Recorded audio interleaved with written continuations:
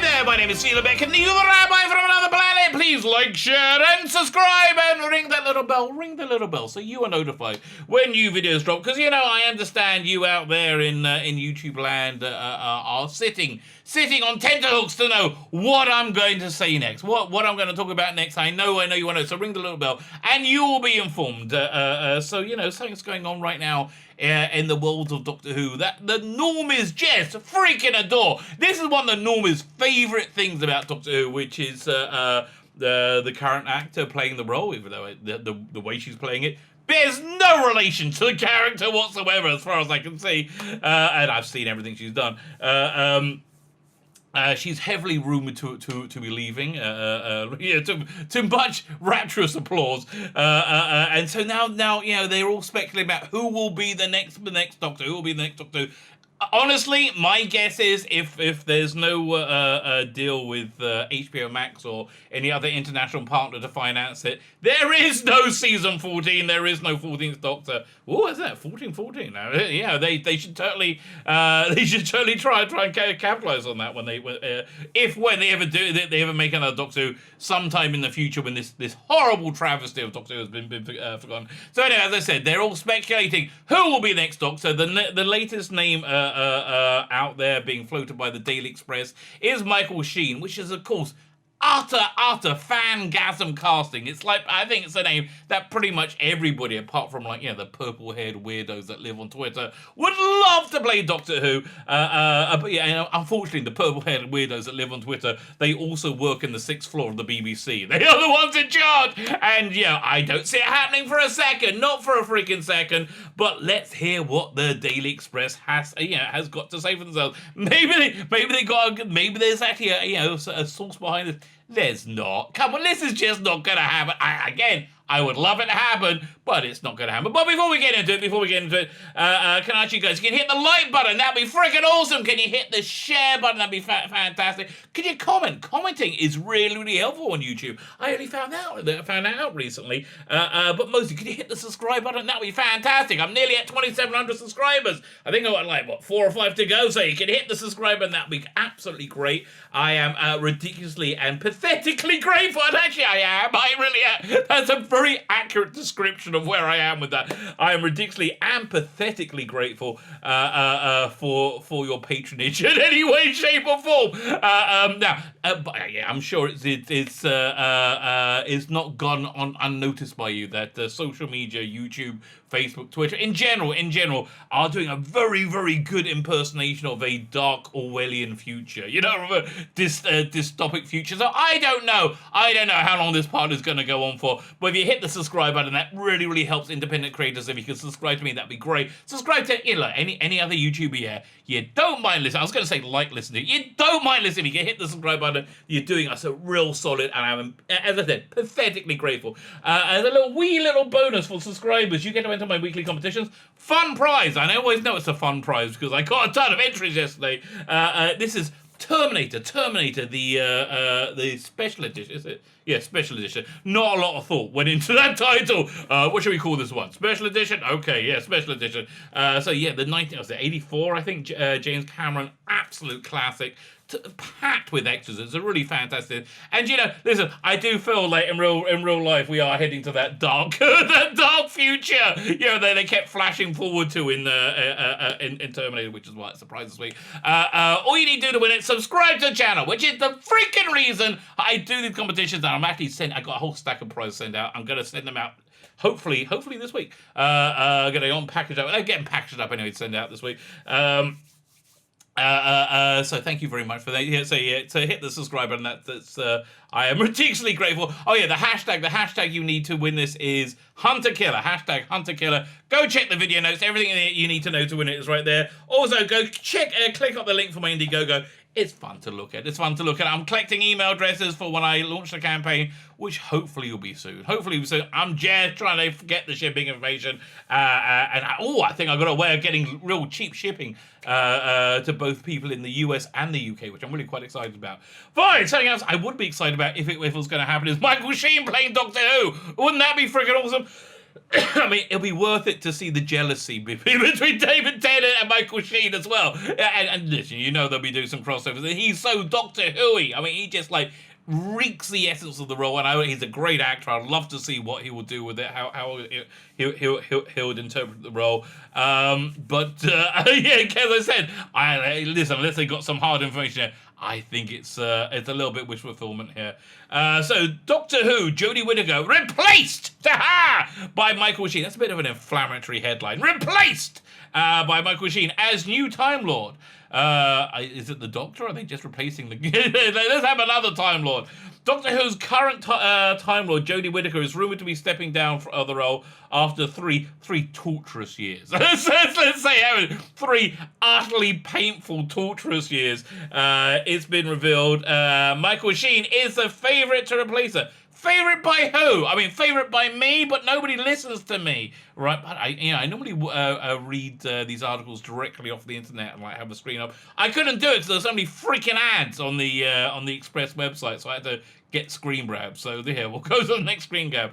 After it was reported that she would be departing the BBC show earlier this month, rumours have been spreading who will take Jodie Whittaker's place as the next Doctor. As the next Doctor Who. Amongst the top names are Chris Marshall, Dowsett, Michaela Cole. I don't know her work at all. She seems like terrible casting. She seems like oh, she's a black woman. We like black women. Let's make her Doctor Who. Yeah, it really. I mean, just I see nothing about her that I go, oh, that's a good fit for the role. And Richard Ayoade, who I haven't seen the It Crowd, right? Everyone's telescreening me. I got to watch the It Crowd. Listen, guys, I'm trying to catch up. Okay, I've nearly finished Cobra Kai season 2. When I finish Cobra Kai, I'll watch the It Crowd. He looks perfect. I have to tell you, he looks perfect. The clips I've seen, he looks perfect. I don't know if he's got the the dramatic, the metal, to sell the role. But we weren't sure about that with Sylvester McCoy either. And then but go and get the DVD release, I think, of Time in the Rani, which is Time in the Rani. Awful story. It's not a good story. It's not as bad as Twin Dilemma, Colin Bacon's first story, but it's an awful story. However, you get to see Sylvester McCoy's audition reels on there, and it's really good. You can see why he got the role, and you can see the other people who auditioned for it, why they didn't get it. It was supposed to be what's his name? The sixth floor again. The management wanted a terrible choice. I can't remember the name. He played. Okay, you'll know him when you see him. He played the sneaky butler in the Christmas episode of the Jeremy Brett Sherlock Holmes, the blue carbuncle. And I've got to remember the minute I stop recording this video, but I'm not going to put it in. Okay, that's who they wanted at the time. But you see his audition, and it's really good. It's really, really good. It's probably on YouTube as well. You can probably find it there. Okay, Ricky Odie. But Michael Sheen has been climbing the book. Oh, that's where they got this from. Michael Sheen has been climbing the book's ranks and is finding himself now a front runner for the role. Yeah, listen, again, we would love him. Don't hold your breath. Jodie Whittaker, who took the role of the Doctor in 2017, will be stepping out of the TARDIS at the end of the upcoming series, according to reports. What does according to reports mean? Yeah, like, okay, yeah. Listen, according to reports, I have a toilet made of solid gold. But I don't. Yeah, I would like that, actually. I strange things that you would enjoy, but yeah, I think I would like defecating onto solid gold. I think that would be kind of fun. So the new season of Doctor Who is set to premiere sometime in 2020, which I was surprised. 2021, I thought they're going to push off to 2022. Again, I think everything's contingent on this deal with HBO Max and this Chinese media company. And I think they have to push it out this year. That's my guess. I don't understand why they're rushing, but who knows? Which means the show producers will have to find a replacement very soon if they're going to reveal the replacement. Again, my bet for season 14, and the 14th Doctor is nil point. It's not going to happen. You know, if they don't have those international partners, I don't see this show being made for the money it costs and the ratings it gets. I just don't see it being viable.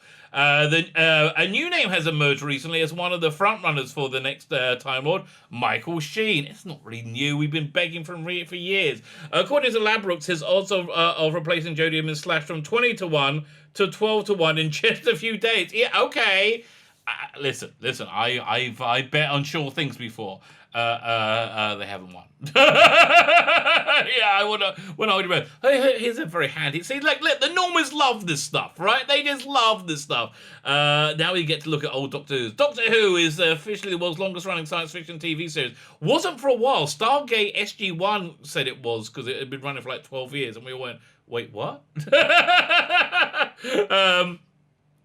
First appeared on BBC in November 1963, which is very useful for me because that's how I remembered my youngest daughter's birthday because she's November 21st. Otherwise, I would never remember. I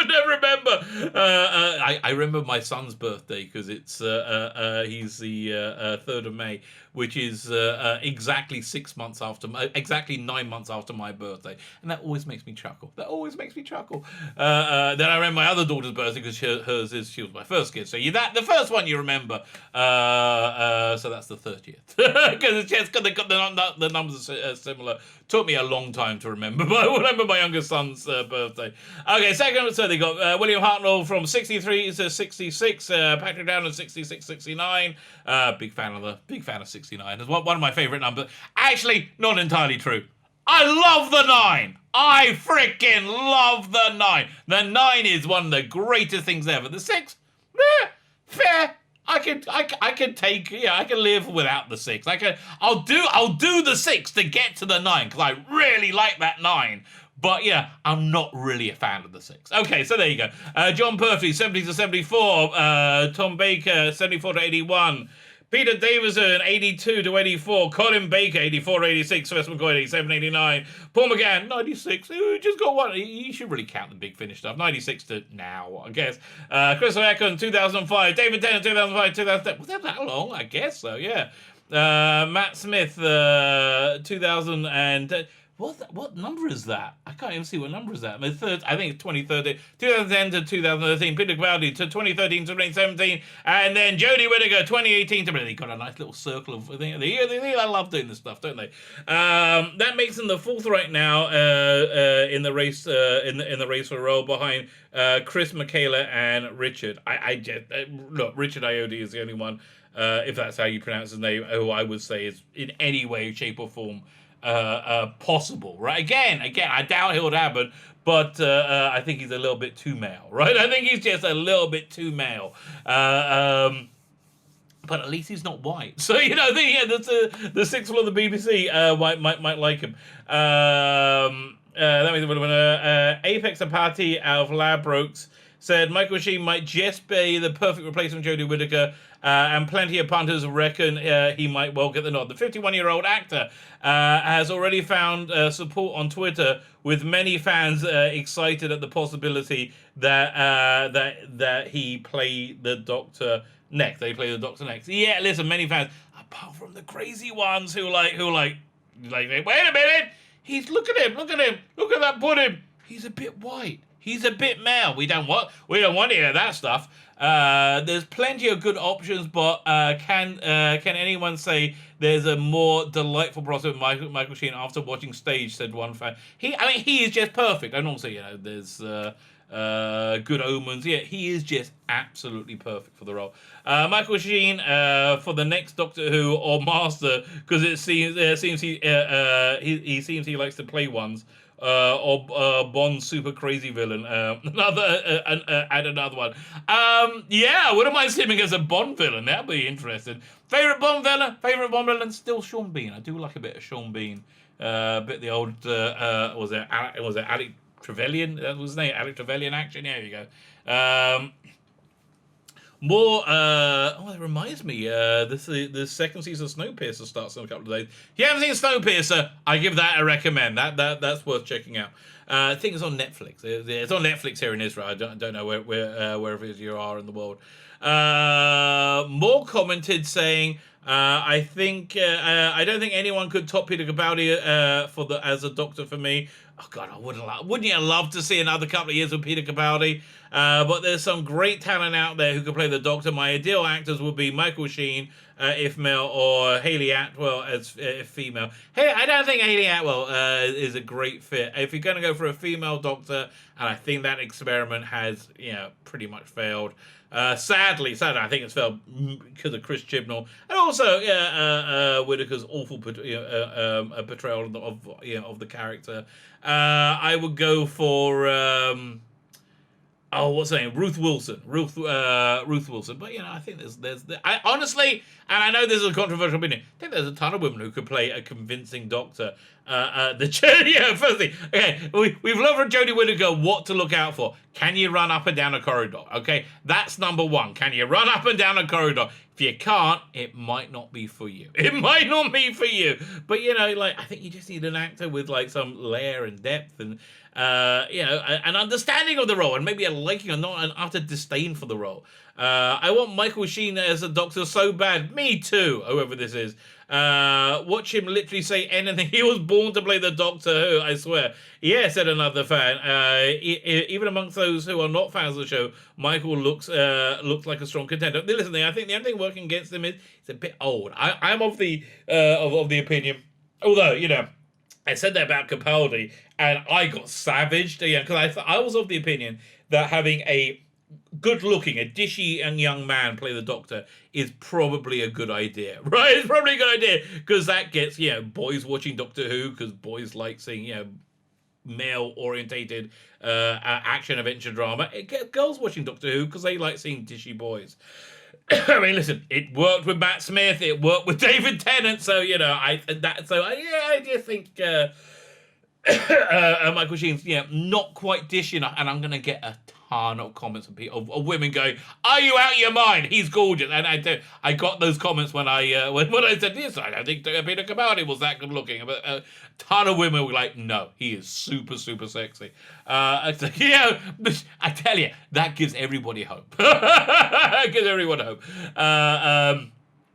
Even amongst those who are not fans, those who are a strong contender. If Richard Iodi, and I really hope I'm pronouncing his name correctly, or Michael Sheen became the next, I will definitely start watching Doctor Who again. I wonder why you stopped. Because it's boring pap, utterly boring pap. Reports of Jodie's departure from Doctor Who came after Bradley Walsh stepped down as Graham O'Brien and Tosin Cole left in the role of Ryan Sinclair. That was one of the worst leavings ever. It was Ryan going, "I think I'm gonna go," and that was it. It wasn't like some big. It wasn't like Tegan going, "A lot of good people died today." No, it's just like, "I think I'm gonna go," and Graham was like, "Yeah, okay, I'll come with you." The pair both bowed, and there's supposed to be an emotional leaving. No, it wasn't.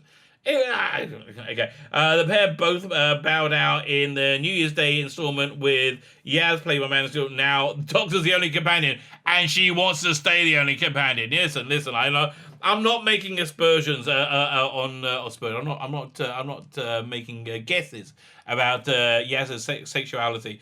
But, I did see her with a welcome mat, in her mouth. Because you know why? I think Yaz wants to eat carpet. I think Yaz wants to eat carpet. I think some Yaz wants to eat some Doctor carpet. That's what I'm thinking. However, the Doctor and Yaz are expected to be joined by a newcomer played by John Bishop. They're not expected. They announced it. That's like, it would be weird if they weren't joined by John Bishop at this point. After they released the trailer saying, "Oh look, John Bishop's coming on." Like, wouldn't that be weird? But I believe weird things can happen in the upcoming series. Meanwhile, Michael has appeared alongside David Tennant in the BBC One show Stage. The sitcom was filmed over Zoom during lockdown and Michael and David played fictionalized version of themselves. I don't think they were that fictional. I don't think they were that fictional. You know, like Jack Nicholson playing the Joker. I don't think he was doing that much acting, right? I don't think he was doing that much acting. During the first of the duo was he trying to rehearse a play while social distancing from the rest of the cast. In season 2, the real Michael and David begin work on an American remake of the first season. I'm about halfway through it. I am enjoying it. I'm enjoying it a lot. I do enjoy. I don't know why I'm only halfway through it. They're only like 20 minutes long. But you know why? Because I got Cobra Kai to freaking watch, and I got the It Crowd now on my to-do list that I have to watch. So there you go. Is Michael Sheen going to be the Doctor? No. I mean, listen.